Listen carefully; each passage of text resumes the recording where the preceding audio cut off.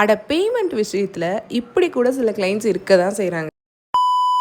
நம்ம ராம்நாட்லேருந்து எனக்கு கல்யாணம், எனக்கு லோட்டஸ்னால் நிறையா பிடிக்கும், ஃப்ளார்ஸ்னால் நிறையா பிடிக்கும், ஃபுல் ஹேண்டுமே வர மாதிரி டிசைன்ஸ் போட்டுருங்க. அது கூட என் ஹஸ்பண்ட் நேமும் என் நேம்லாம் வச்சு கஸ்டமைஸ் பண்ணணும்னு சொல்லி நம்மளை புக் பண்ணியிருந்தாங்க. அவங்களுக்கு டிசைன்ஸ்லாம் ரொம்பவே பிடிச்சிருந்துச்சி. நம்ம போட்டுட்டு இருக்கும் போதே நமக்கு அவ்வளோ காம்ப்ளிமெண்ட் கொடுத்தாங்க. நம்ம கூடயுமே அவ்வளோ நல்லா பேசிகிட்டு இருந்தாங்க. அவங்க கூட போடும்போது டைம் போகிறதே தெரில. இருந்தாலும் பேமெண்ட் வாங்கும்போது மட்டும்தான் இப்படி எதிர்பார்க்கல. இதுக்கு முன்னாடி நிறைய நடந்திருக்குது.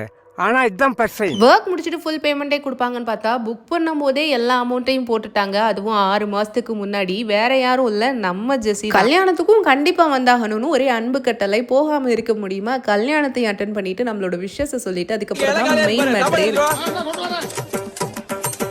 என்னடா சாப்பிட ஆரம்பிச்சிட்டானா? சோத்துல கறிகள் ஊத்திட்டான் பாஸ். ஊத்தட்டும். அண்ணா இப்ப மீன் குழம்பு சாப்பிட்டுட்டு இருக்காம அண்ணா ரசம் போய்கிட்டு இருக்கு. இல்லன்னா அவன் திரும்பவும் ஆரம்பிச்சிட்டாம்னா. என்னடா சொல்ற? மறுபடியும் கறி குழம்பு கேக்குறான் பாஸ்.